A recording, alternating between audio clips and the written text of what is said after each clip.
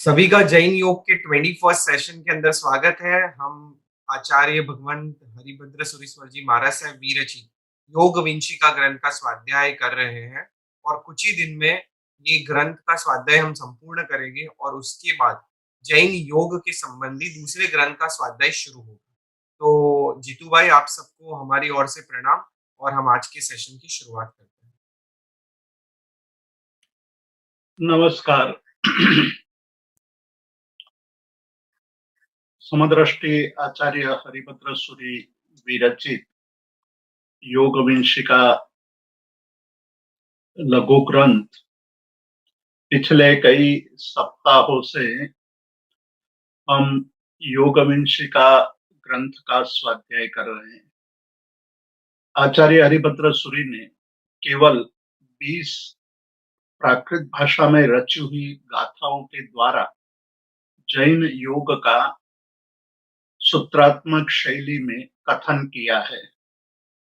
हमारे लिए ये बहुत बड़ा आलंबन है कि जैन योग, जब आज पूरे विश्व में योग की चर्चा हो रही है और पूरी मानव जाति जब अनेक प्रकार की समस्याओं से जूझ रही है, खास करके शारीरिक और मानसिक समस्याओं से जूझ रही है, तब इन समस्याओं से मुक्ति पाने के लिए वर्तमान समय में योग एक बहुत बड़ा आलंबन माना जा रहा है।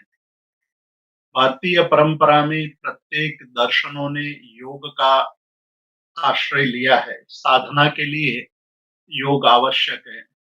तन और मन के स्वास्थ्य के लिए भी योग आवश्यक है।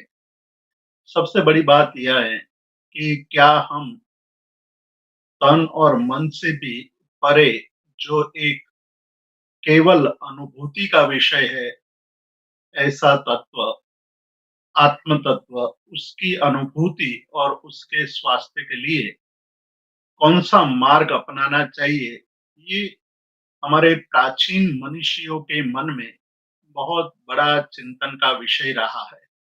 वैदिक काल से ही इस विषय को, इस तत्व को पाने के लिए, इस तत्व की खोज करने के लिए बहुत बड़ा प्रयास होता रहा है। उपनिषद काल में यह चिंतन और यह साधना अधिक गहन बनी और पतंजलि ने एक ऐसा मार्ग हमारे सामने प्रस्तुत किया जिसके द्वारा मानव जाति का तन, मन और आत्मिक दृष्टि से कल्याण हो सके। इस साधना का नाम ही योग साधना है।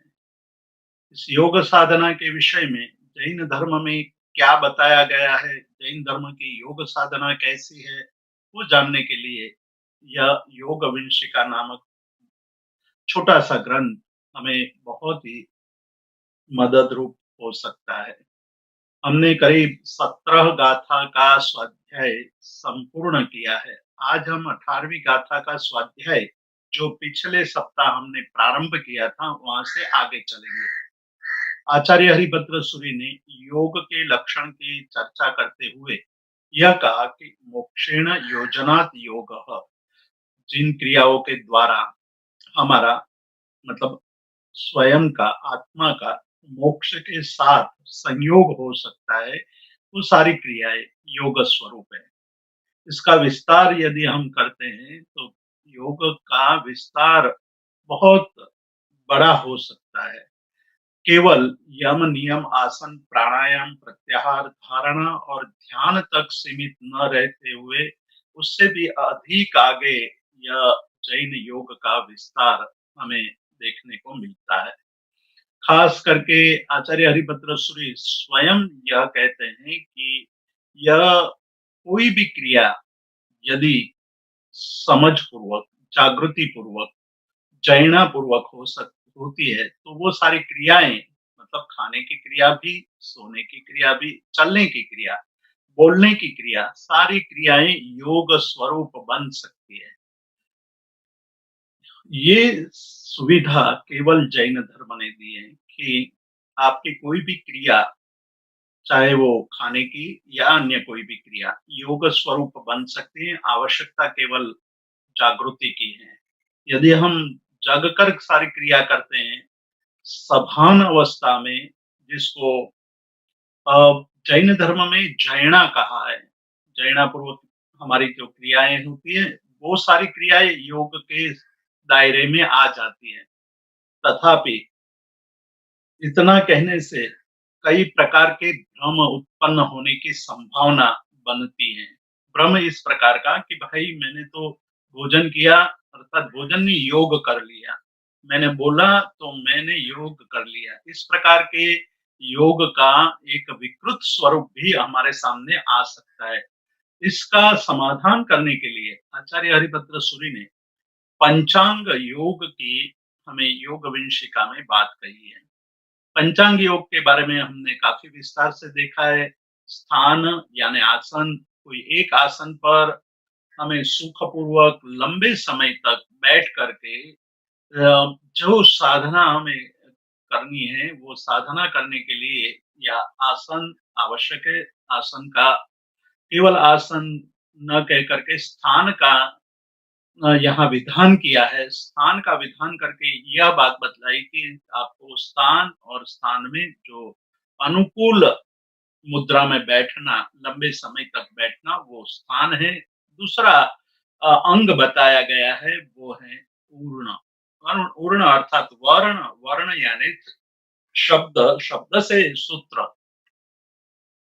तो जितने भी सूत्र हैं जो वितराग परमात्मा ने उपदेश देकर दिया था और गणधर भगवंतों ने उन उपदेश को सूत्र के रूप में संजोया। वो सारे सूत्र सूत्र को भी यहाँ आलंबन के रूप में लिया है कि सूत्र शुद्ध होना चाहिए। सूत्र उनकी जो आरोह अवरोह आदि बात कही गई है, उसके अनुसार ही सूत्र का पठन पाठन होना चाहिए, सूत्र बोलना चाहिए, सूत्र का स्वाध्याय होना चाहिए। ये दूसरी बात कही कि सूत्र में किसी प्रकार की अशुद्धि नहीं आनी चाहिए। सूत्र शुद्ध रूप से बोलना चाहिए, शुद्धि पूर्वक बोलना चाहिए, जिससे अर्थ के साथ अनुसंधान हो सकता है। इसीलिए तीसरे अंग के रूप में आ, हमें अर्थ का विधान किया है। मतलब सूत्र जब हम बोलते हैं तो सूत्र के साथ साथ हमें अर्थ का भी अनुसंधान करना चाहिए।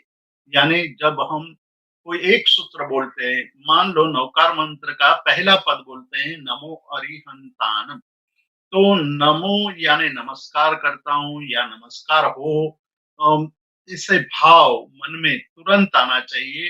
अरिहंतानम, अरिहंतों को, अरिहंतों को मतलब अरिहंत जो शास्त्र में जिसका विधान किया गया है कि एक ऐसे परम पवित्र पुरुष जिनकी आत्मा केवल और केवल कल्याण के मार्ग में लोगों के कल्याण करने की भावना से देशना आदि देते हैं और चार घाती कर्म का क्षय कर लिया है और एक बहुत ही पुण्य प्रगट प्रभावी ऐसे एक महान आत्मा क्यों आत्माओं को मैं नमस्कार कर रहा हूँ। आचार्य हरिभद्र सूरि अपने एक अन्य ग्रंथ में जहाँ भी वहां भी उन्होंने योग के कई विचार प्रस्तुत किए हैं, गंभीरता से प्रस्तुत किए हैं। वो ग्रंथ हैं ललित विस्तरा। ललित विस्तरा में यह कहा है और आज भी हम देखेंगे कि हमारे भावों का क्या महत्व है। इस भाव के महत्व की बात ही आज बहुत ही महत्वपूर्ण है कि हम किस भाव से क्रिया करते हैं। और भाव यदि हमारा विशुद्ध है और विशुद्ध भाव से यदि हम क्रिया करते हैं तो हमारी क्रिया अधिक फलवती बन सकती है। भाव की बात बहुत ही महत्वपूर्ण है। तो अर्थ के साथ वहां जब हम सूत्र का अनुसंधान कर देते हैं, तब आचार्य हरिभद्र सूरि उस ललित विस्तरा ग्रंथ में बताते हैं कि यदि आपके भाव केवल एक तीर्थंकर के नमस्कार करने का है तो आपको उसका फल उतना ही मिलेगा। पर आप अनंत-अनंत तीर्थंकर के तीर्थंकरों को नमस्कार करने के भाव से नमो अरिहंताणम बोलते हैं, तो आपको अनंत फल की प्राप्ति हो सकती है। मतलब कि हमारे अंदर, हमारे मन के अंदर इस प्रकार के भाव होने चाहिए। कैसे भाव हमारे क्रिया को फलवती बनाते हैं, इसका संबंध यहाँ सूत्र और अर्थ के साथ जुड़ा है। सूत्र और अर्थ, फिर आलंबन की बात कही, अंत में निरालंबन की बात कही। तो ये 5 योग की बात करने के पश्चात आचार्य हरिभद्र सूरी ये कहना चाहते हैं कि ये 5 जो योग हैं, स्थान, पूर्ण, अर्थ, आलंबन और निरालंबन, ये पांचों अंग योग के अंग हैं, वो उत्तम अनुष्ठान रूप हैं और उत्तम अनुष्ठान के रूप में उसको लेने के लिए या हमारे ये अनुष्ठान उत्तम बने, श्रेष्ठ बने, उसके लिए क्या करना चाहिए? बताते हैं कि एयं च पी भत्ता आम भत्तागमानुगम तह असंगयाच्युतम नेयम चौव्रीहि हम खलु एसो चरणो हवई जोगो। कहते हैं कि ये योग बनता है, एसो चरमो योगो, ये चरम यानी अंतिम योग बनता है। कैसे? यम च पीति, पीई, पी का अर्थ है, पी शब्द प्राकृत भाषा का है, संस्कृत भाषा में बनेगा प्रीति। हमारे अंदर जो कार्य कर रहे हैं हम, वो प्रीति पूर्वक, प्रेम पूर्वक होना चाहिए। मतलब हम केवल अन्य लोग कर रहे हैं इसलिए मैं करूं, ऐसे भाव से गतानुगतिक क्रिया नहीं होनी चाहिए। गतानुगतिकता का अर्थ है दूसरे सब लोग कर रहे हैं इसलिए मैं कर रहा हूँ, ऐसा भाव हमारी क्रिया को पूर्ण रूप से फलदायक बनाती नहीं है।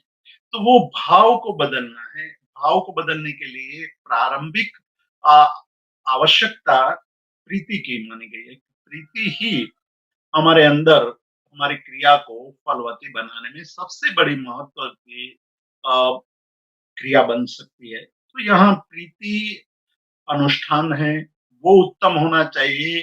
भक्ति अनुष्ठान, प्रीति के बाद भक्ति की बात कह रहे हैं और भक्ति के बाद वचन का अनुष्ठान, वचनानुष्ठान की बात कही है और चौथा और अंतिम अनुष्ठान बताया है, वह बताया असंग अनुष्ठान।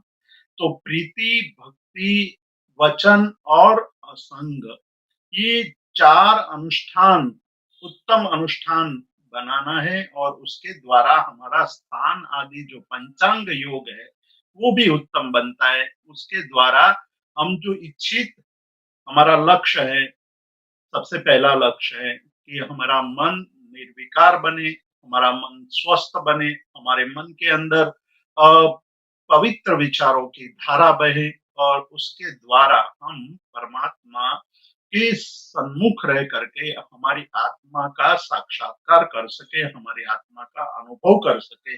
उसके लिए ये आवश्यक है चारों अनुष्ठान का सम्यक अर्थ बोध होना।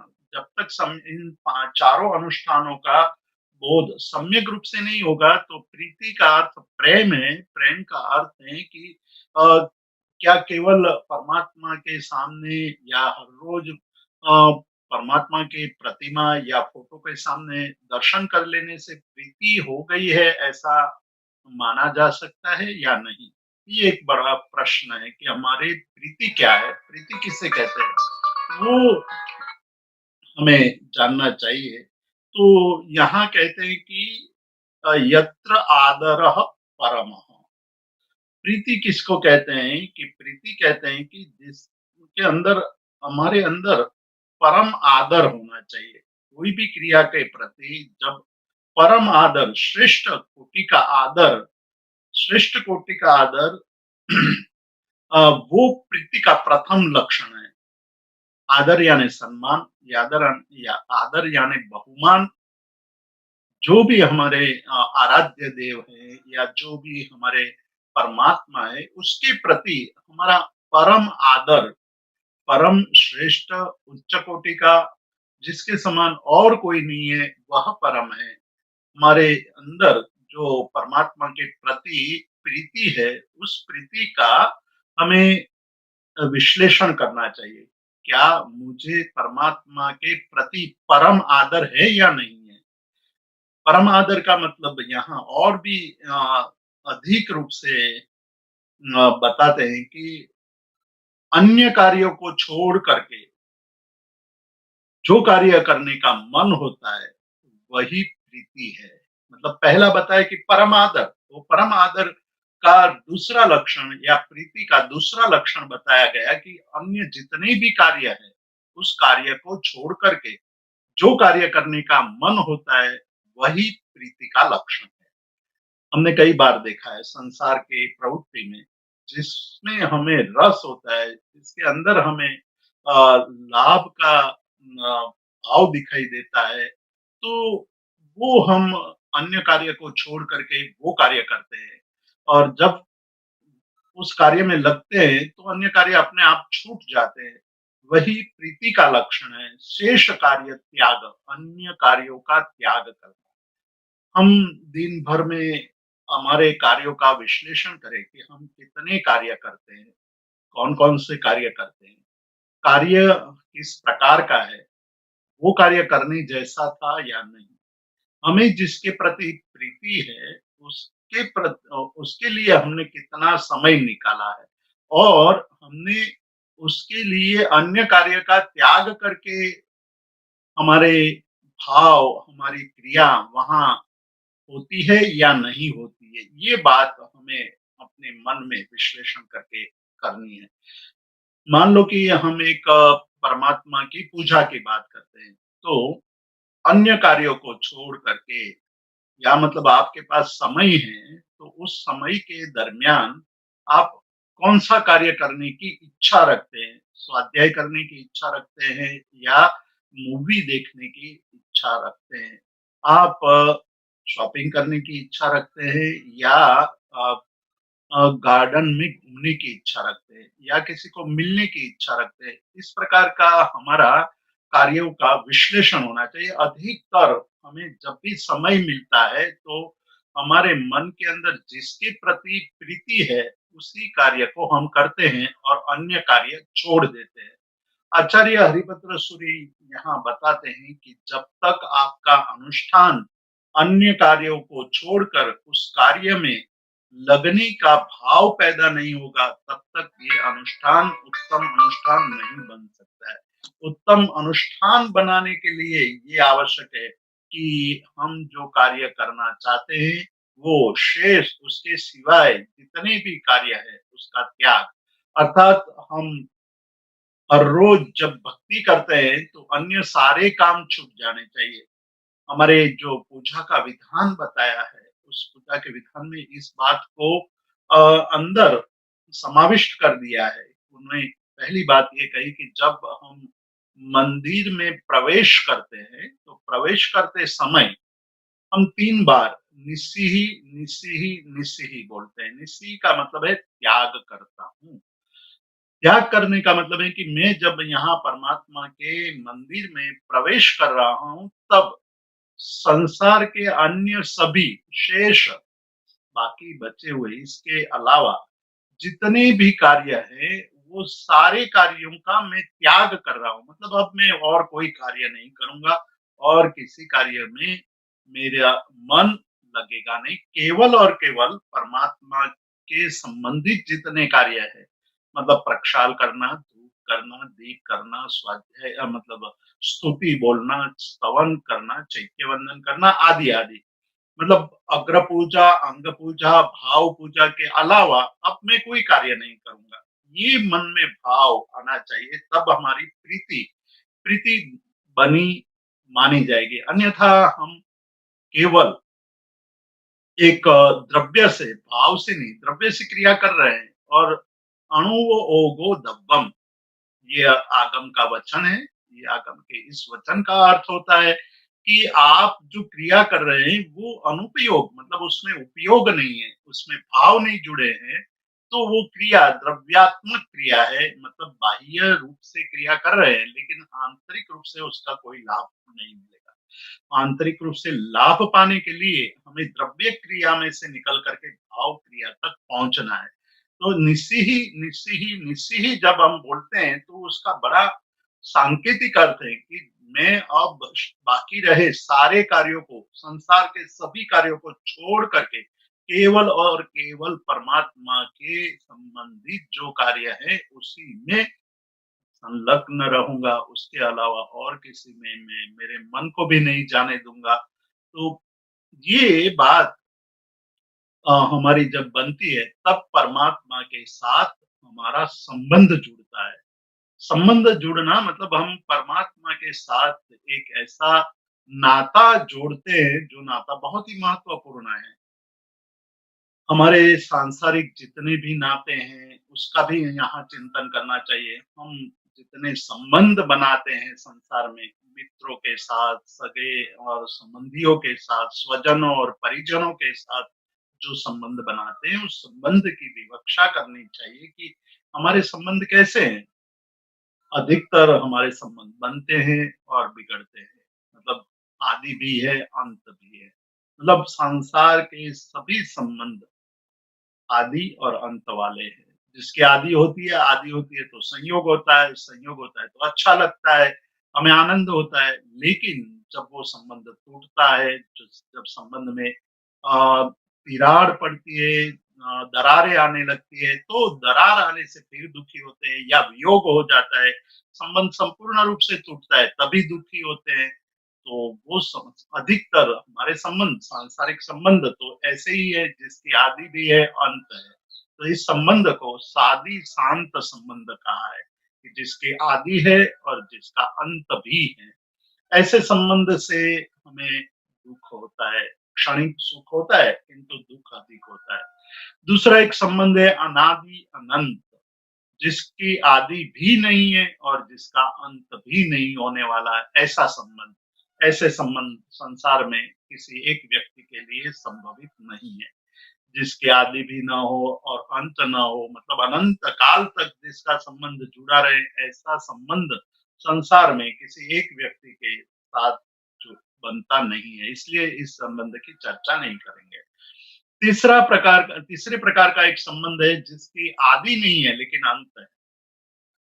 ऐसे भी संबंध बहुत ही रेयर है कि जिसकी आदि नहीं है लेकिन अंत है, ऐसे संबंध नहीं। एक संबंध ऐसा है जिसका आदि है लेकिन अंत नहीं है, सादी अनंत। चौथा प्रकार का संबंध जो सबसे श्रेष्ठ संबंध माना गया है कि एक बार संबंध बने और फिर उसमें न तो चढ़ाव आए न उतार आए, बढ़ता ही जाए और निरंतर वृद्धि पामते हुए निरंतर वो संबंध रहे, शाश्वत संबंध रहे। ऐसे संबंध की अपेक्षा साधक करता है कि हे परमात्मा, मेरा और आपका संबंध ऐसा बने, आज मैं आपके साथ जुड़ रहा हूँ, वो जुड़ना निरंतर बना रहे। जब तक मैं मुक्ति ना पाऊं तब तक तो आपका संबंध जुड़े, लेकिन मुक्ति के बाद भी मैं आपके जैसा ही बन करके आपके साथ अ, जैसा संबंध स्थापित करूं। तो ये सादी अनंत, इसीलिए आनंद गंजी महाराज इस प्रीति अनुष्ठान की व्याख्या करते हुए बहुत ही सुंदर बात कर रहे हैं कि ऋषभ जिनेश्वर प्रीतम मारो और न चाहू रे कंत। चेतना शब्द है हमारी आत्मा के लिए, एक चेतना शब्द, चेतना स्त्रीलिंग शब्द है। तो अपने को वो प्रेयसी के रूप में प्रस्तुत करते हैं कि मैं प्रेयसी हूँ और आप मेरे प्रियतम हैं। मैं ऐसी संसार के सारे प्रेयसी और प्रियतम का, प्रियतमा और प्रियतमा तम का जो संबंध होता है वो सादी शांत होता है। मतलब आदि तो होती है लेकिन अंत भी हो जाता है। किसी का दो चार महीने, दो चार साल, दो चार दशक और ज्यादा से ज्यादा एक शतक, उससे ज्यादा संबंध टिकता नहीं है। ये नष्ट हो जाता है। मतलब एक संसार के एक जीवन यात्रा में संबंध का वियोग हो जाता है, संबंध टूट जाते हैं।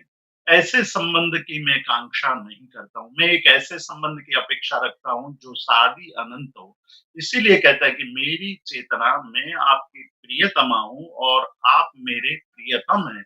संसार में मैंने कई संबंधों को देखा है, अनुभव किया है, लेकिन ऐसा कोई संबंध मुझे देखने को नहीं मिला, जो संबंध शादी आदि तो हो लेकिन अनंत भी हो।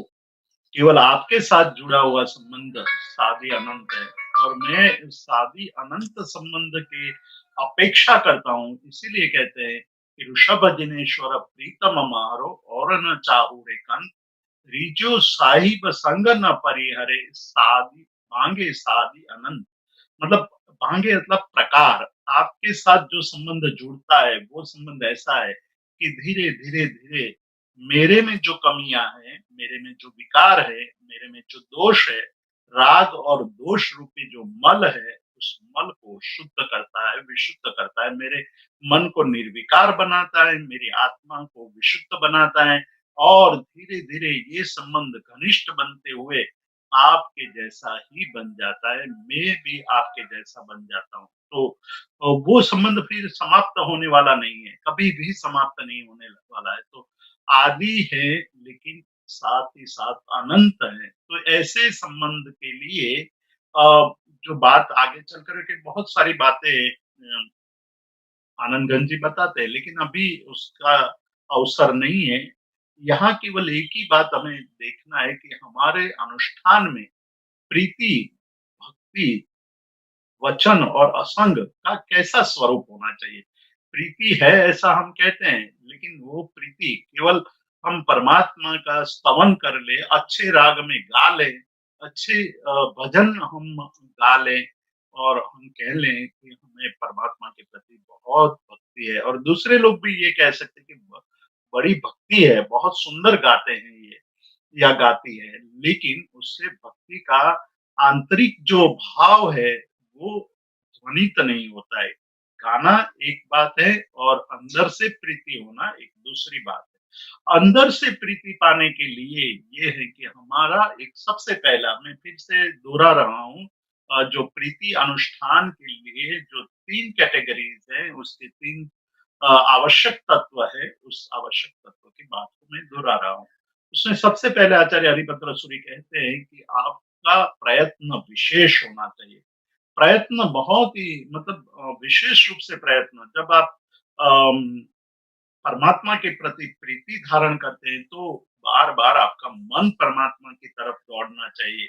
संसार में हम देखते हैं कि किसी युवक को युवती के साथ प्रीति हो जाती है, तो सारे कामों को छोड़ कर के उसका एक ही प्रयत्न रहता है कि मैं अपनी प्रियतमा को, मैं अपने जो प्रेयसी है उनको मिलूँ किसी भी तरह से, प्रयत्न एक ही रहता है, तो ये प्रयत्न विशेष कहा जाता है। दूसरा रहता है कि उसके प्रति परम प्रीति हो जाती है, वैसी प्रीति उससे भी दिव्य प्रीति परमात्मा के प्रति होनी चाहिए, तो वो परम प्रीति कहते हैं। और तीसरा जो अन्य कार्यों का त्याग करके हमारे अंदर केवल परमात्मा के प्रति भाव पैदा होना चाहिए। ऐसा जब हमारे अंदर भाव पैदा होता है तब उसको प्रीति अनुष्ठान कहते हैं। दूसरा अनुष्ठान है भक्ति अनुष्ठान। प्रीति के बाद आती है भक्ति। अब प्रीति जिस प्रकार से प्रयत्न विशेष होता है, जिसमें परम आदर है और जिसमें अन्य कार्यों को छोड़ करके हमारे आराध्य के प्रति अ, समर्पित भाव है। ये तीनों क्वालिटीज़, ये तीनों गुण भक्ति अनुष्ठान में भी वैसा ही रहेगा। मतलब प्रीति और भक्ति के बाह्य स्वरूप में कोई अंतर नहीं है। प्रीति अनुष्ठान जैसा है वैसा ही भक्ति अनुष्ठान है। भक्ति अनुष्ठान में भी प्रयत्न विशेष है, भक्ति अनुष्ठान में भी परम आदर है और भक्ति अनुष्ठान में भी शेष कार्यों का त्याग करके आराध्य के प्रति हमारे परम आदर या उसके प्रति हमारा कार्य का विधान होता है। ये समान है, लेकिन अंतर कहाँ पड़ता है? यहाँ 2 बात बताई कि प्रीति भी होनी चाहिए, भक्ति भी होनी चाहिए। सामान्य रूप से हम ये अ, विभाग नहीं करते हैं कि प्रीति और भक्ति में क्या अंतर है, वो हमें समझना चाहिए। बाह्य रूप से समान है, बाह्य रूप से जो भक्ति करते हैं वो प्रीति के स्वरूप ही होती है। तो प्रीति और भक्ति के बाह्य स्वरूप में कोई अंतर नहीं है। पूज्य के प्रति, आराध्य के प्रति, हमारे जो पूजनीय के प्रति हमारा भाव होता है, वो प्रीति वाला भी होता है। पर अब बता रहे हैं कि भक्ति अनुष्ठान में क्या अंतर पड़ता है? क्या कौन-सा नया तत्व उसमें जुड़ता है, जिसके कारण हम ये कह सकते हैं कि इसमें भक्ति अनुष्ठान भी है। तो यहाँ कहते हैं कि हमारी जो बुद्धि है, वो विशुद्ध होने लगे। बुद्धि, हमारे विचार, हमारी कार्य करने की प्रवृत्ति, वो सारे विशुद्ध होने लगे, तो विशुद्धि पूर्वक का अनुष्ठान है, वो भक्ति अनुष्ठान है। विशुद्धि पूर्वक की प्रीति अनुष्ठान ही भक्ति अनुष्ठान कहलाता है। विशुद्धि क्या होगी? मतलब इसमें कोई स्वार्थ नहीं है, इसमें कोई ऐसी भावना नहीं है कि मैं उनके साथ प्रीति कर रहा हूँ, तो मुझे कुछ मिलेगा। अब केवल एक ही बात है कि मैं और मेरे जो आराध्य हैं, उसके बीच में अभेद संबंध पैदा हो जाए। मैं अभेद भाव प्राप्त कर लूँ, ऐसा एक भाव जब आदरणीय है, जिसके प्रति जिसके प्रति हमारा आदर है, जिसके प्रति हम पूजनीय भाव धारण करते हैं, इसके प्रति हमारी बुद्धि में एक विशेष प्रकार का भाव पैदा होता है, जो प्रीति अनुष्ठान में नहीं है। प्रीति अनुष्ठान में बाह्य क्रियाएँ दिखाई देती है, लेकिन आंतरिक क्रियाएँ नहीं दिखाई देती। यहाँ एक बहुत ही सुंदर दृष्टांत देते हैं कि आप एक तरफ एक पत्नी है और दूसरी तरफ माता है। पत्नी के लिए भी आप सभी चीज़ ला कर के उनको देते हैं। मतलब पत्नी को आप वस्त्र, पात्र, धन आदि सब कुछ देते हैं प्रीति के वश। प्रीति है, उनकी बर्थडे है या उसके कोई विशेष प्रसंग है या आप खुश हो जाते हैं तो कुछ न कुछ ला कर के देते हैं। ये सारी क्रियाएँ माता के लिए भी करते हैं हम। एक तरफ पत्नी है, दूसरी तरफ माता है। माता को भी हम ये सब देते हैं कि माता ने मेरे लिए मेरे ऊपर जो उपकार किया है, वो उस उपकार का मैं बदला तो नहीं चुका सकता हूँ, लेकिन मेरा कर्तव्य है कि मैं उनके लिए सब कुछ लाऊँ। लेकिन अब कहते हैं आचार्य हरिभद्र सूरि कि दोनों को ला कर के देने के क्रिया तो समान दिखाई देती है। मतलब ऐसा भी हो सकता है कि अ, दोनों के लिए साड़ी लाए हैं, लेकिन दोनों के लिए साड़ी लाने के भाव अंदर अलग-अलग है। एक के प्रति भक्ति है, दूसरे के प्रति प्रीति है। तो अंदर के भाव प्रीति और भक्ति के स्वरूप को बदल देते हैं। भक्ति से माता के लिए लाता है और प्रीति से पत्नी के लिए लाता है। तो ये 2 जो भाव है, उस भाव में अंतर ये हुआ कि पत्नी के प्रति जो प्रीति है, वो स्वार्थाधीन है, स्वार्थ से ग्रसित है।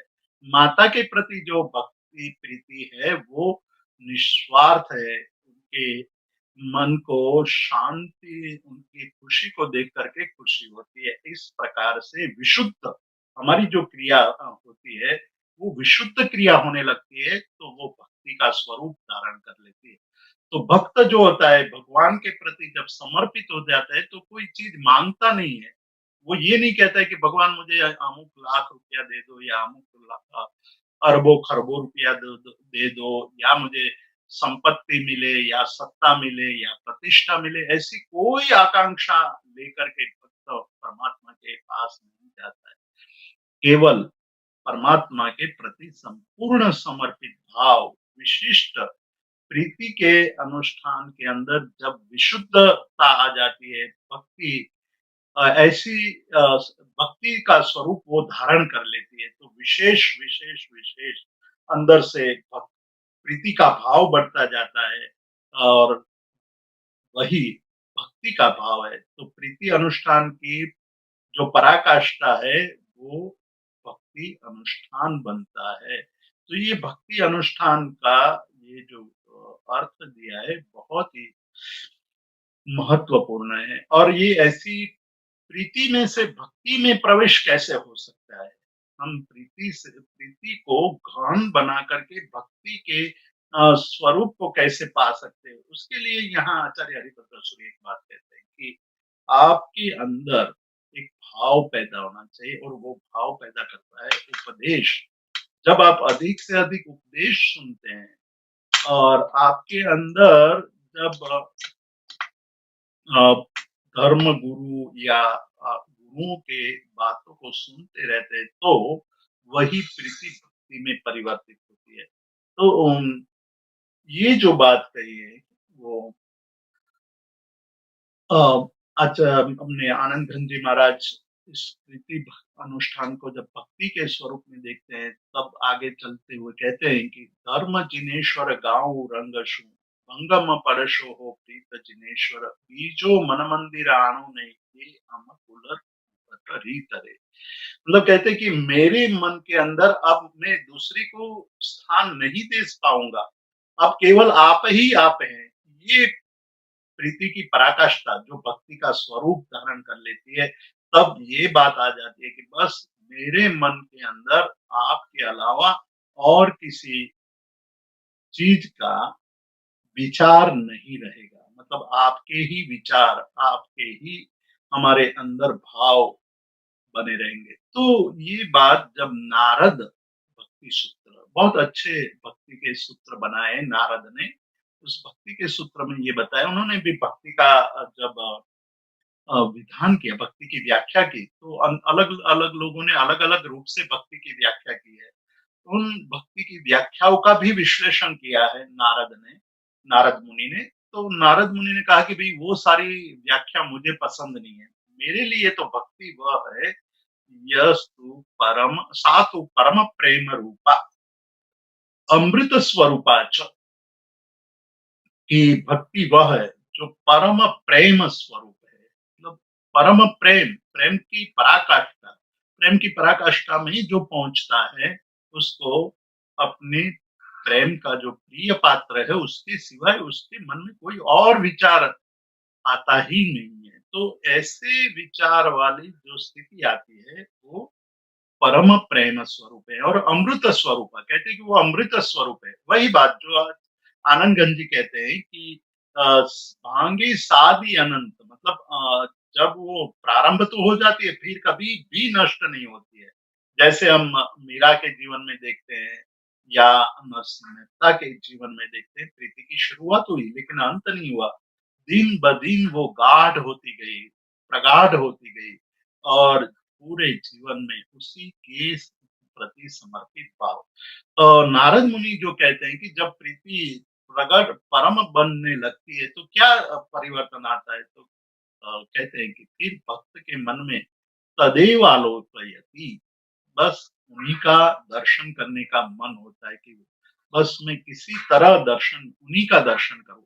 मतलब प्रतीक्षा करते हुए बैठे रहते हैं कि बस वो मिले तो मुझे सब कुछ मिल गया, मुझे और कोई चीज नहीं चाहिए। मुझे मिष्टान्न भोजन नहीं चाहिए, मुझे अच्छी मूवी नहीं चाहिए, मुझे उत्तम गहने नहीं चाहिए, वस्त्र नहीं चाहिए, पात्र नहीं चाहिए, संपत्ति नहीं चाहिए, कुछ भी नहीं चाहिए, केवल वही मिले, मेरे आराध्य मुझे मिल जाए तो सबसे अधिक मुझे खुशी होगी। ये बात अ, हेमचंद्राचार्य ने एक अलग ढंग से हमारे सामने रखी है। वो कहते हैं कि मैं परमात्मा के पास क्या मांगू, मुझे मांगने के मतलब कोई कहे कि आप कोई चीज मांग लो तो मैं क्या मांगूंगा। वो कहते हैं कि मैं चक्रवर्ती का पद नहीं मांगूंगा, मतलब ये सारी सृष्टि का आधिपत्य मैं नहीं चाहता हूँ। मैं 6 खंडों का राजा बनने की अपेक्षा नहीं करता हूँ। मैं हाथी, घोड़ा, धन, धान्य, वस्त्र, पात्र, संपत्ति, भौतिक समृद्धि, प्रतिष्ठा कुछ भी नहीं चाहता हूँ। यदि मुझे भगवान ना मिले तो मुझे नहीं चाहिए वो सब। और मुझे यदि भगवान मिल भी जाए और मुझे भिक्षुक की अवस्था में घूमना पड़े, भीख मांगना पड़े, दर-दर भटकना पड़े, तो भी मैं वो स्थिति पसंद करूँगा, क्योंकि मैं चक्रवर्ती से भी धनवान अपने आप को मानूँगा कि मेरे पास परमात्मा है, चक्रवर्ती के पास परमात्मा नहीं है। और जिसके पास परमात्मा है, वो परमात्मा बन सकता है। चक्रवर्ती परमात्मा नहीं बनेगा यदि उनके मन में परमात्मा नहीं है तो ये बात बहुत बड़ी बात आचार्य हेमचंद्र सूरी कहते हैं कि मुझे एक टूटा-फूटा पात्र मिले और दर-दर भटकना पड़े भिक्षा के लिए और भिक्षा न भी मिले तो भी मुझे पसंद है, लेकिन आप मेरे पास रहोगे तो मेरे लिए सबसे श्रेष्ठ स्थिति है। इसीलिए मैं चक्रवर्ती का पद नहीं माँगता हूँ, प्रतिष्ठा नहीं माँगता, कुछ भी नहीं माँगता हूँ। यही बात हमारे सामने आर्यभद्र बाहु स्वामी रखते हैं वसकरम स्तोत्र में कि तादेव दिज्ज बोहिं भवे भवे पास जिण चल भक्ति भर निभरेण येण तादेव दिज्ज बोहिं भवे भवे पास जिण चल।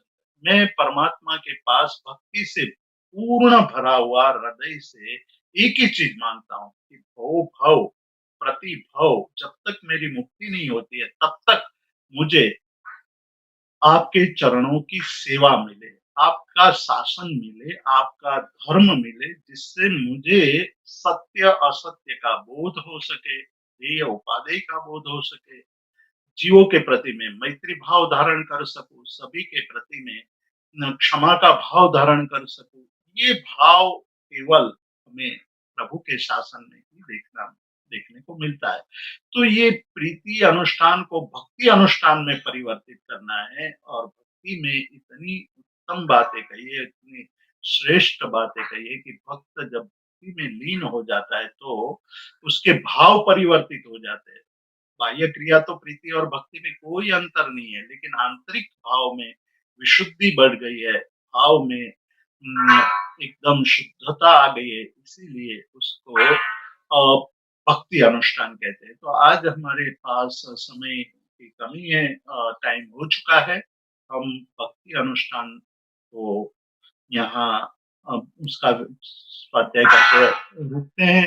अगले सप्ताह हम और विषय पर चर्चा करेंगे, वचन अनुष्ठान और असंग अनुष्ठान। बहुत ही अद्भुत बातें कही है। वचन अनुष्ठान क्यों आवश्यक है और असंग अनुष्ठान उससे कैसे बन सकता है, कैसे हमारे अंदर असंग अनुष्ठान तक पहुंचना है, जो असंग अनुष्ठान आलंबन और निरालंबन तक हमें ले जाएगा।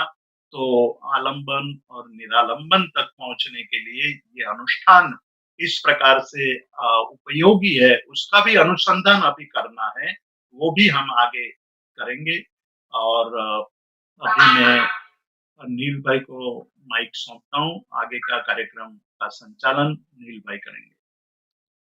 Thank you so much Jitu भाई, आज आपने भक्ति अनुष्ठान के बारे में हमें बहुत डिटेल में अच्छे से समझाया। किसी को भी कोई प्रश्न है तो आप आपके हैंड रेज कर सकते हैं, हम प्रैक्टिकल सेशन की ओर आगे बढ़े उससे पहले एक दो क्वेश्चन लेना चाहेंगे, फिर हम प्रैक्टिकल सेशन की शुरुआत करेंगे। महेंद्र भाई आप पूछ सकते हो क्वेश्चन। प्रणाम जीतू भाई। प्रणाम। आप એકદમ ટૂંકમાં નવધા ભક્તિ અને પરાભક્તિ વિશે સમજાવશો? સમય ન હોય તો ટૂંકમાં કહેજો, અથવા આવતા વખતે કહેશો તોય ચાલશે. અન્ય દર્શનમાં નવધા ભક્તિનું આવે છે બહુ. હું ટૂંકમાં સમજાવું છું। आज मैं बहुत संक्षेप में समझाऊंगा नवधा भक्ति की बात। जो मैंने यहाँ उल्लेख किया था नारद भक्ति सूत्र का, जिसका पहला सूत्र था कि सातु परम प्रेम स्वरूपा परम प्रेम रूपा अमृत स्वरूपा च, और उन्होंने इस भक्ति की व्याख्या करते हुए बहुत बातें कही है। और अन्य भक्ति की जो व्याख्याएं हैं कि उसकी कथा करना भी भक्ति है, उसके पूजा करना भक्ति है, उनके गुण गाना भक्ति है। तो वो भक्ति के विभिन्न स्वरूपों में से नारद मुनि ने केवल और केवल परम प्रेम स्वरूप को ही भक्ति बताया कि परम प्रेम, अत्यंत प्रेम भाव अंदर प्रकट होना चाहिए। उसको कैसे हम प्रस्तुत कर सकते हैं, ये हमारी जो भक्ति है उसको किस प्रकार से हम अनुभव भी कर सकते हैं और प्रकट भी कर सकते हैं। तो उसके नव धा मतलब प्रकार, 9 प्रकार के उसके भक्ति के 9 प्रकार है। उसमें एक है मतलब कांतावत मतलब पत्नी की तरह भक्ति करना, जैसे हमने यहाँ देखा आनंद जी का स्तवन कि भाई खुद को पत्नी बने मतलब प्रेयसी बने और भगवान को प्रियतम बनाया। तो ऐसे भाव से जो भक्ति होती है वो कांता सदृश है। और फिर मतलब जैसे हम देखते हैं कि कृष्ण और सुदामा की जो मतलब सुदामा की जो भक्ति थी, सख्य सख्य की मतलब है उनके मित्र बन करके परमात्मा के मित्र मित्र की तरह उनकी भक्ति करना वो सख्य भक्ति है। तो इस प्रकार से 9 प्रकार की भक्ति की है और उसका थोड़ा विचार विस्तार से हम अगली बार करेंगे कि जिसमें 9 प्रकार कौन से हैं। अभी मैंने 2 प्रकार आपके सामने रखे और भी वचन से भक्ति कर सकते हैं, पूजा से भक्ति कर सकते हैं, उसकी चर्चा अगली बार करेंगे। पर 9 प्रकार से हमारी भक्ति का प्रदर्शन हम कर सकते हैं, आचरण कर सकते हैं। बराबर। અને પરાભક્તિ? परा तो उत्तम भक्ति हो गई, श्रेष्ठ। ओके, थैंक यू, आभार। Thank you so much Jitu भाई। अब हम योग सेशन में प्रैक्टिकल सेशंस की ओर आगे बढ़ेंगे और हम स्मिता जी कसूबा को इनवाइट करेंगे हमारे प्रैक्टिकल सेशन के लिए। स्मिता जी, आपका स्वागत है जैन योग के इस मंच के ऊपर। जय जिनेंद्र, सबको मेरा प्रणाम। जीतू सर, बहुत बहुत धन्यवाद। आज हम आज सारे प्रैक्टिसेस सीटेड पोजीशन में ही करेंगे। सबसे निवेदन है कि थोड़ा अपने फेस जैसे ही आप बैठे सोफे पे या चेयर पे थोड़ा आगे की तरफ आ जाए, जिससे कि आपका बैक चेयर पे रेस्ट ना कर रहा हो। यस। अभी आपको ये मैच देखना है कि आपके जो दोनों पैरों के पंजे वो फ्लैट जमीन पे हो। इतना आपको आगे आना है कि आपके पैरों के पंजे दोनों फ्लैट हो जाएं जमीन पे, अगर आप कर सकते हो तो। Very nice. नाउ अभी ये हमारा ये जो बैठने का ये जो मैं बता रही हूँ, इसे हम कहते हैं समस्थिति में आना, सीटेड समस्थिति में आना, बैठे हुए पूरे बॉडी में बैलेंस लाना। तो ये बहुत छोटी छोटी चीजें हैं जिसको हम लोग को ध्यान रखना है। पहला ये कि पैरों के दोनों पंजे जमीन पे हो, अगर हो सके जमीन के नीचे अगर कारपेट है और या कंबल है तो वो बहुत अच्छा होगा। या अगर आप चप्पल भी पहने हुए हैं तो चलेगा आज के लिए, बिकॉज सारी प्रैक्टिसेस हमने बैठे ही करनी है। तो जब पैरों के पंजे फ्लैट हो जाते हैं तो हमें थोड़ा ये देखना है कि हम जो बैठे हमारे जो बटक्स की पोजीशन है, हम लेफ्ट की तरफ ना झुके हो और ना ही राइट की तरफ झुके हो, उसमें भी हमें एक बैलेंस लाना है हमें। तो उसके लिए सिर्फ आपको ये करना है कि थोड़े से अपने हिप्स को स्क्वीज करना है। जब हम लोग हिप्स को स्क्वीज करते हैं तो एक अलर्टनेस आ जाती है बेस में, हमारे बेस। तो वो उस स्क्वीज करने की अवस्था में आप धीरे धीरे जब आप रिलीज करेंगे हिप्स को, तो आपका बेस जो है, आपका बटक्स जो है, वो पूरी तरह से बैलेंस होकर के आप जिस भी चेयर पे हैं या सोफे पे वो आ जाएगा। आप एक बार और स्क्वीज कर सकते हैं। जब भी जैसे ही हम लोग स्क्वीज करते हैं हम लोग थोड़े अलर्ट हो जाते हैं। जैसे हम लोग अलर्ट हो जाते हैं और जब रिलीज करते हैं तो हम वो एक समवैय की स्थिति में आ जाते हैं। फिर से आप चेक कर सकते हैं, आप लेफ्ट स्वे नहीं कर रहे हैं, राइट स्वे। ये बहुत हमारी आदत हो जाती है जब हम बहुत देर वेबिनार्स देखते हैं या टीवी देखते हैं, हम एक आड़े लेके बैठ जाते हैं और इससे बहुत इजीली हम बॉडी में इम्बैलेंस ला जाते हैं। अगर हम राइट की तरफ बैठे हुए तो हमारा लेफ्ट इनएक्टिव, बहुत देर तक इनएक्टिव हो जाने की वजह से लेफ्ट में इम्बैलेंस आने की संभावना बढ़ जाती है। तो ये मेरा बहुत बहुत ही गहरा सुझाव रहेगा कि जब भी हम लोग ऐसे कोई वेबिनार देख रहे हो या टीवी देख रहे हो, जहाँ हमें ज्यादा देर बैठने की जरूरत रहे, वहां पे जरूर ये ध्यान दें कि हम बैठने की स्थिति में समस्थिति में बैठे, विच इज अगेन हमारा पैरों के पंजे जमीन पे वो आराम से टिके हुए, आपका पंजा, आपका एड़ी, सारा कुछ। उसके बाद आपके जो बटक्स है वो बेस में हो। तो यहाँ से हम अपने अपने ऊपर की तरफ के अवेयरनेस में आएंगे। रीढ़ की हड्डी को थोड़ी सीधी करेंगे। थोड़ी सीधी करने का मतलब जैसे कि मैंने बताया, आर्च नहीं करना है, बहुत तानना नहीं है, हल्की सीधी करनी है। जैसे ही हम हल्की सीधी करते हैं हमें एक तरह का स्ट्रेच स्टमक में महसूस होता है, क्योंकि वो चेस्ट जो है वो ऐसे झुका हुआ नहीं होता है, तो चेस्ट थोड़ा ऊपर आ जाता है और एक स्टमक में स्ट्रेच महसूस होता है। जब ये स्टमक में स्ट्रेच महसूस होता है तब हम इजीली हम समझ जाते हैं कि हमारा बैक स्ट्रेट है। वो स्ट्रेट करने का यहाँ मतलब ये बिल्कुल नहीं है कि हम तान के बैठ सकते, नहीं, वो भी एक इम्बैलेंस लाएगा, क्योंकि वो डेफिनेटली आपको पेन लाएगा। तो इस सिंपल स्थिति जो एस कर्वेचर है स्पाइन का, उसको मेंटेन करते हुए नाउ शोल्डर्स पे आएंगे। शोल्डर्स ऐसे रोल नहीं हो, इस तरह से नहीं हो, स्लाइडली इसको पुश करना है जिससे कि वो स्ट्रेट एक लाइन में बनी रहे। बस आपको अगर बहुत देर प्रैक्टिस करते करते अगर आपको बहुत दर्द भी हो रहा है तो आप रेस्ट भी कर सकते हैं। अगर आपको अनईजी लग रहा है आप रेस्ट भी कर सकते हैं, बट एक श्योर रहे में एक ध्यान रहे कि शोल्डर रोल ना रहे, क्योंकि यहाँ से चेस्ट की स्थिति हमारी यहाँ से शुरू होती है। जब हम लोग ब्रीदिंग लेते हैं तो ब्रेथ का जो प्रभाव है पूरी चेस्ट की तरफ बढ़ता है, तो कहीं भी अगर हम रोल करके रखते हैं तो इसका रुक जाता है, तो ब्रेथ जो एयर जो है वो हमारे चेस्ट में जो जा रहा है उसमें कहीं ना कहीं अवरोध आ जाता है। तो इसलिए हमें चेस्ट को भी ओपन रखने के लिए शोल्डर्स को सीधा रखना है। अब ये रखने के बाद हम कई बार देखते हैं कि जब हम लोग ऐसे ऐसे तो आ जाते हैं, लेकिन हम ऐसे अपने चिन को आगे की तरफ करके बैठे रहते हैं। बाकी सारी स्थिति सही है पर चिन आगे की तरफ है, तो इस स्थिति को भी हमें सही करना है। हमें यहाँ पे इसको चिन टक कहते हैं। स्लाइटली चिन को पीछे, ये नेक को जो है वो रीढ़ की हड्डी के समांतर लाना है यहाँ, क्योंकि हमारा रीढ़ का हड्डी यहाँ से शुरू होता है, तो ये इस तरह की स्थिति में ना हो, इसके लिए थोड़ा सा हम लोग नेक को पुश करेंगे पीछे। शुरुआत में हर चीज थोड़ी सी अनईजी लगेगी, क्योंकि ये हम लोग आदत नहीं है करने की, कई लोगों की होगी भी, बट नहीं है, जिनको नहीं है वो अनईजी लगेगी, बट ये सही है। जो सही है उसको हम लोग प्रैक्टिस करेंगे और उसको अपने रेगुलर लाइफ में उतारेंगे। सो स्लाइटली नेक को पीछे लेंगे, तो इससे हमारा नेक जो कंप्लीटली रीढ़ की हड्डी है from the top to the base, वो एक नेचुरल कर्वेचर जो उसकी है उसको प्राप्त कर लेती। ये स्थिति को समस्थिति कहते हैं। अब इस स्थिति में आने के बाद अगर हम अपने ब्रेथ पे फोकस करें तो ध्यान में जाना बहुत इजी हो जाता है।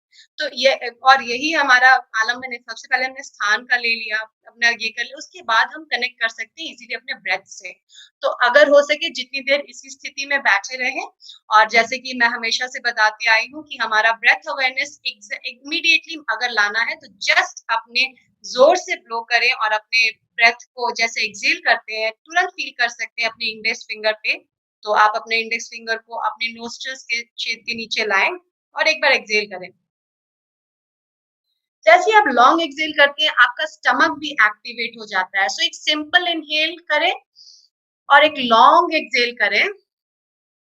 जब आप लंबा छोड़ रहे हैं आपका स्टमक एक्टिवेट हो जाता है। अगर स्टमक एक्टिवेट हो गया तो आप समझ जाइए कि आप ब्रेथ को पे ध्यान बहुत अच्छी से दे सकते हैं। अब यहाँ से हाथ आप जो है वो आप कहीं और रखने के बजाय सिर्फ उसको अपने थाइस पे रख लीजिए। अब हाथ को, उंगलियों को आप नीचे रख सकते हैं और जस्ट मैं चाहती हूँ कि आप सिर्फ नेचुरल ब्रीदिंग अवेयरनेस लेते रहे, जैसे कि जस्ट मन में ये भाव है कि आप ब्रीदिंग ले रहे हैं और ब्रीदिंग छोड़ रहे हैं। जो चल रही है, ये प्रक्रिया चल रही है, आप उस पर सिर्फ फोकस कर रहे हैं और एक थॉट भी ला रहे हैं कि आप ब्रीदिंग कर रहे हैं, ब्रीदिंग इन कर रहे हैं और ब्रीदिंग आउट कर रहे हैं। टेक्निकल वर्ड में इनहेलेशंस और एक्सहेलेशंस। यहाँ पे आप किसी भी अलग तरह का अपने अपने छाती को नहीं लाया, चेस्ट को नहीं एक्सपैंड कर रहे, स्टमक को नहीं, आप सिर्फ अवेयर हैं।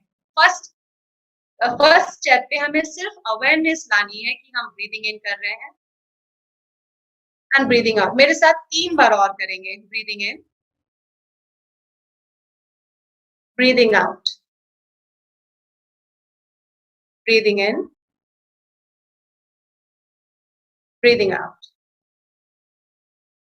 breathing in, breathing out. Very good, very nice. So now you can relax, but even though you're relaxing, you're using your hands to move here or touch your face, but you're still breathing in and out, right? वो कभी ये जो प्रक्रिया है रुकती नहीं है। तो अगर हम एक कुछ करना है, उसके लिए हाथ उठाया, कुछ कर लिया, उसके बाद से वो जो भी करना है वो जैसे ही खत्म होता है तो वापस से अपने माइंड को डायरेक्ट कर सकते हैं हमारे ब्रीदिंग इन और ब्रीदिंग आउट करने में। जैसे कि मैं अभी आपको इंस्ट्रक्शन दे रही हूँ, आप मुझे सुन रहे हैं, but at the same time एक माइंड को आप कॉन्स्टेंटली बनाए रख सकते हैं, वॉचफुल बनाए रख सकते हैं कि आप ब्रेथ ले रहे हैं, ब्रेथ छोड़ रहे हैं। सो कान आप मेरा इंस्ट्रक्शन सुन रहा है, माइंड उसको रिसीव भी कर रहा है, but at the same time breath के साथ भी कनेक्टेड है। तो ये प्रैक्टिस आप हमेशा बनाए रखिए। तो इसके बाद हम लोग बहुत ही सूक्ष्म व्यायाम पे जाएंगे जो कि हम लोगों ने फर्स्ट क्लास में करी थी अपर बॉडी के लिए रिलीज करने के लिए, क्योंकि हम लोग बहुत देर से जीतू जी का सेशन सुन रहे हैं। तो सबसे पहले हम लोग नेक रिलीज करेंगे। तो अगेन एवरीथिंग हम लोग सारे मूवमेंट ब्रेथ के साथ फॉलो करेंगे। तो क्या करना है, सबसे पहले एक बार एक पूरा सर्कल आप देख करके फिर आप प्रैक्टिस करिए। सो पहले हम इनहेल करेंगे, ब्रीदिंग इन करेंगे, और जैसे जैसे एक्सहेल करते हैं हम अपने चिन को लेफ्ट शोल्डर की तरफ लाएंगे, एक्सहेल करते हुए, ब्रीदिंग आउट करते हुए। बहुत तानना नहीं है, जितना आप नेचुरली कंफर्टेबली कर सकते हैं। इनहेल करते हुए आप इस नेक को वापस से सेंटर पे लाएंगे। एक्सहेल करते हुए चिन को आप राइट शोल्डर पे ले जाएंगे। इनहेल करते हुए चिन को वापस से सेंटर पे लाएंगे। कंटिन्यू करिए। एक्सहेल करते हुए लेफ्ट शोल्डर की तरफ। As long as you are exhaling, keep the neck movement slow and steady. खत्म, जैसे एक्सहेल खत्म हुआ इनहेल करते हुए टू द सेंटर। एक्सहेल करते हुए राइट रोटेशन। इनहेल करते हुए centre rotation. So see how aware you have become. You can continue 2 rounds more. Exhale to the left. Inhale to the center. Exhale to the right. Inhale to the center. That's all. Relax. Relax. The main purpose is to direct our mind towards the breath so that the union will happen. Union body का, mind का और breath का जो एक union होता है हमारे traditional yoga में, उसी को योग कहते हैं। जब तो हमें उसको हमेशा कनेक्टेड रहना है, अपना ब्रेथ, बॉडी और हमारा जो अवेयरनेस है। सो हमारा मूवमेंट यहाँ पे हमारा नेक रोटेशन है, बॉडी हमारा नेक रोटेशन है और ब्रेथ हमारा एक्सहेल और इनहेल है। और who's directing? Your mind is directing. So we are not getting out of this awareness. Now next, हम लोग को सिर्फ शोल्डर थोड़ा रोटेशन करना है, इसको स्कंद संचालन कहते हैं। तो अपने हाथ फिंगर्स को हम लोग शोल्डर्स पे ऐसे रख लेंगे और स्लाइटली एल्बोस को आउट करेंगे। सो यहाँ से जो एल्बोस शरीर की तरफ दबा हुआ है इसको थोड़ा ऊपर उठाएंगे। अगेन देखिए आप स्लाउच नहीं कर रहे हो, शरीर रीढ़ की हड्डी थोड़ी सीधी है। जब ऊपर उठा लिया अच्छे से होल्ड करना है, लूज होल्ड नहीं। उसके बाद जेंटली एल्बोस को स्ट्रेट में लाना है। जब ये पैरेलल आ गए, यहाँ से हम लोग ब्रेथ के साथ सर्कुलर रोटेशन करेंगे। सो कैसे? जैसे ही हम लोग केवनियों को ऊपर ले जाएंगे, यहाँ से ओपननेस होता है। जैसे ही ओपन होता है हमें इसको इनहेलेशन के साथ करना है।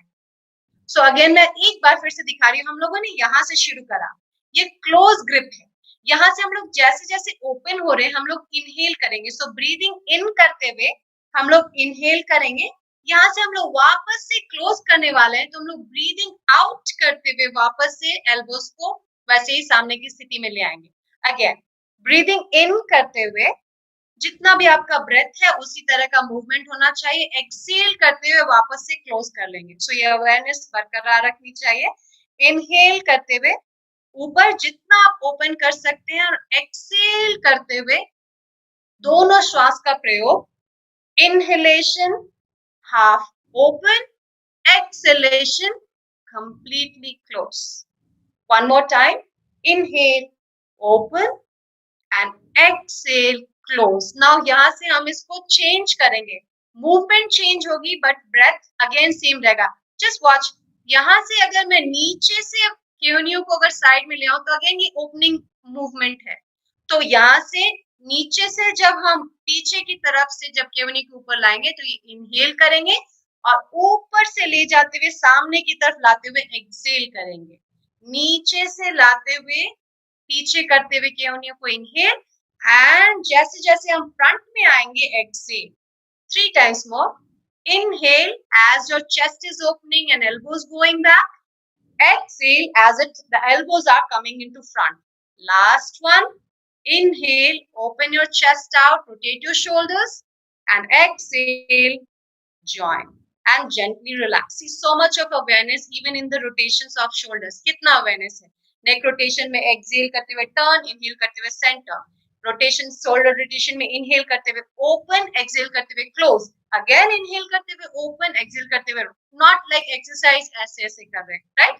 All right. तो थर्ड रोटेशन हम लोग थोड़ा सा साइड्स रोटेशन करेंगे. So however you are sitting, अगर आप लेफ्ट हैंड को अगर पीछे किसी पे टिका सकते हो या नीचे अपने चेयर पे भी रख सकते हो, तो आप पीछे पहले लेफ्ट हैंड को कर लो. राइट हैंड से अपने थाइस, राइट हैंड से लेफ्ट हैंड की थाई पे रख लो. एंड पहले आपको मुझे ही देखना और एक इंस्ट्रक्शन से आप पहले एक साइकिल देख लो, फिर आप प्रैक्टिस करना. इनहेल यहाँ पे करेंगे जहां पे लेफ्ट हैंड, मैं साइड व्यू दे रही हूँ, लेफ्ट हैंड पीछे की तरफ है, राइट हैंड मेरे लेफ्ट थाइस पे है. इनहेल में मैं सेंटर में देखूंगी, फ्रंट में देखूंगी, और एक्सेल करते हुए मैं ट्विस्ट करूंगी लेफ्ट की तरफ, जितना भी ट्विस्ट कर सकते हैं, ओवरडू नहीं करना है. So front view, inhale to the centre, look, inhale, and जैसे जैसे एक्सेल करेंगे हम पीछे की तरफ ट्विस्ट करेंगे. अगेन ट्विस्ट करते हुए एक्सेल करना है. Everybody should remember this. और इनहेल करते हुए वापस से सेंटर आना है. That's all. You have to practise 5 times. Exhale करते हुए पीछे की तरफ ट्विस्ट करना है. हमारा राइट साइड कंप्लीटली स्ट्रेच होएगा. इनहेल करते हुए सेंटर. अगेन जिस भी साइड आप ट्विस्ट कर रहे हैं एक्सेल करते हुए, उसका ऑपोजिट साइड स्ट्रेच होता है. इनहेल करते हुए सेंटर, सिंक्रोनाइज करिए ब्रेथ के साथ. एक्सेल करते हुए पीछे की तरफ, इनहेल करते हुए सामने की तरफ. अब इसको चेंज करेंगे 4 बार हम लोग अगले से. सो राइट हैंड पीछे और लेफ्ट हैंड राइट थाई पे. अगर आप दूसरी तरफ कर रहे थे तो आप जस्ट पलट लें. इनहेल करते हुए centre, look front, and exhale करते हुए twist. Make sure it's only exhalation. And inhale करते हुए come back to the center. Exhale, look back. As long as you're exhaling, keep moving back. And as long as you're inhaling, take your time to return to the center. 2 times more. Exhale, move behind. Inhale to the center. Last time. Exhale, twist yourself back. And then inhale, come back to the center. Right. So this the same practice हम लोग standing भी कर सकते हैं, but आज हम लोग seated करेंगे. Now we will come back to again our breathing exercises, which is the most important one, because चित्त की वृत्तियों को शांत करना है, तो हम लोग सिर्फ शरीर पे रख के प्रैक्टिस करके कुछ नहीं कर सकते. शरीर एक पहला हमारा माध्यम है. सेकंड, उसको जब हम लोग कंट्रोल में ले आते हैं तो हमें ज्यादा देर बैठने में दर्द नहीं महसूस होता है. इसीलिए हम लोग सबसे पहले शरीर पे आते हैं. ट्रेडिशनल योगा में आसन प्राणायाम के पहले आता है, तो इसकी वजह यही है. ना अभी हम लोग ब्रीदिंग एक्सरसाइजेस करेंगे. Why I am calling it exercises is because यहाँ पे जैसे कि हम ब्रीदिंग इन कर रहे हैं और ब्रीदिंग आउट कर रहे हैं, लेकिन एक सर्टेन सेकेंड्स और काउंट तक हम लोग इनहेल कर रहे हैं. हम लोग ऐसे नहीं कर रहे हैं. तो let me count your inhalation and exhalation. So for example, as long as I'm counting 1, 2, you keep inhaling, and then as soon as I start counting 1, 2, 3, you start exhaling. So इसका मतलब है कि हम लोग 2 seconds तक inhale करेंगे और 3 seconds तक exhale करेंगे. Now ये exercise हो गया, breathing exercises. So again समस्थिति, seated समस्थिति में आ जाएंगे. हमें make sure कि तो किसी भी तरफ से झुके हुए नहीं है, shoulders relax है, रीढ़ की हड्डी straight है, और आप स्क्रीन की तरफ देख सकते हैं. Okay, so first normal breathing जो कि counted नहीं है. So inhale and normal exhale. Again inhale, last one, and normal exhale. Now, as soon as I count, keep inhaling 1, 2, exhale 1, 2, 3, inhale 1, 2, exhale 1, 2, 3, inhale 1, 2, exhale 1, 2, 3, inhale 1, 2, exhale 1, 2, 3, inhale 1, 2. Exhale 1, 2, 3 and stop. Natural breathings.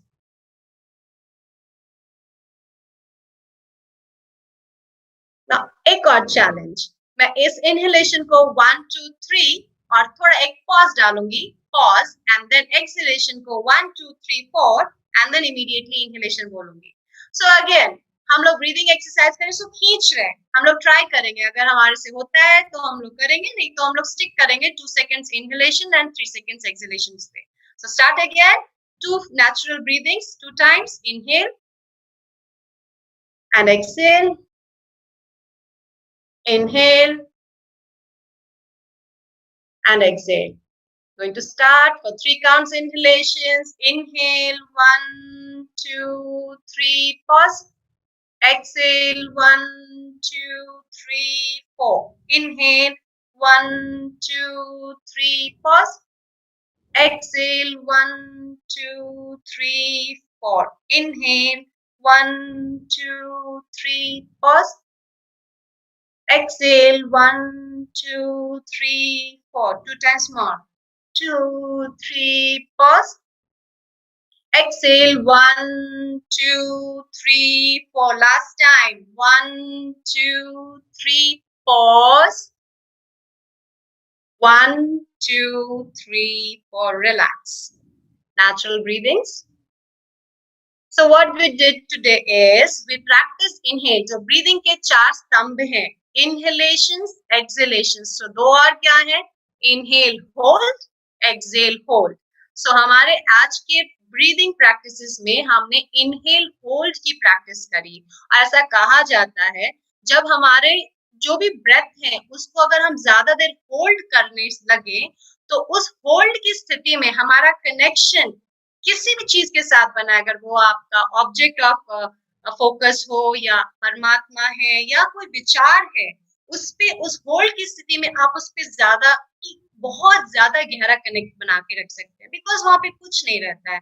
Inhale, Excel. Alright, सो ऐसे ही हम लोग बहुत सारे practices करते रहेंगे आगे के sessions में. होप आप सबको ये पसंद आया.